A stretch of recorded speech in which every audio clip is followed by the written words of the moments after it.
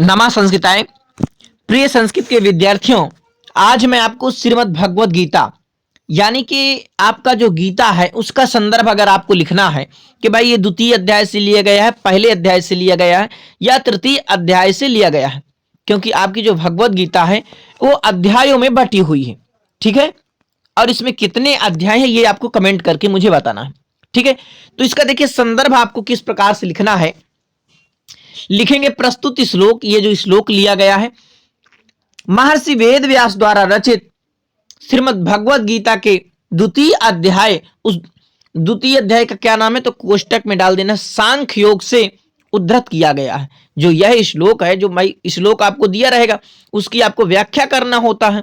ठीक है, तो आपको व्याख्या में इसी प्रकार से लिखना, पहले संदर्भ लिखेंगे तो प्रस्तुत श्लोक महर्षि वेद व्यास द्वारा रचित श्रीमद् भगवद गीता के द्वितीय अध्याय यानी सांख्य योग से उद्धृत किया गया है।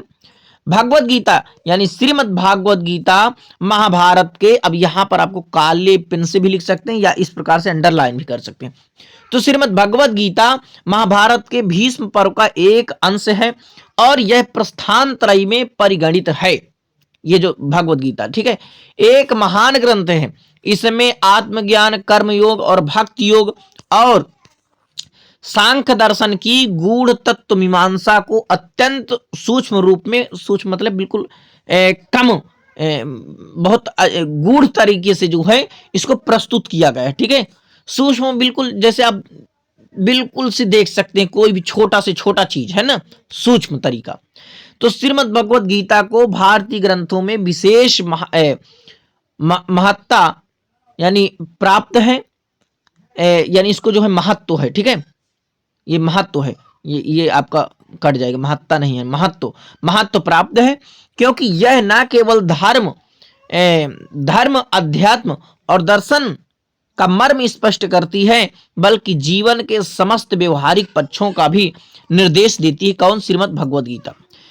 द्वितीय अध्याय जिसे सांख्य योग कहा जाता है उसमें अर्जुन और श्री कृष्ण के संवाद के माध्यम से आत्मा की अमरता, कर्तव्य की प्रधानता और निष्काम कर्मयोग की अवधारणा को समझाया गया। अब जो भी श्लोक हो वही आप इसमें इतना आप जोड़ देना कि भाई यहाँ से द्वितीय अध्याय में कौन किससे कह रहा है, अर्जुन कह रहा है, कृष्ण कह रहे हैं।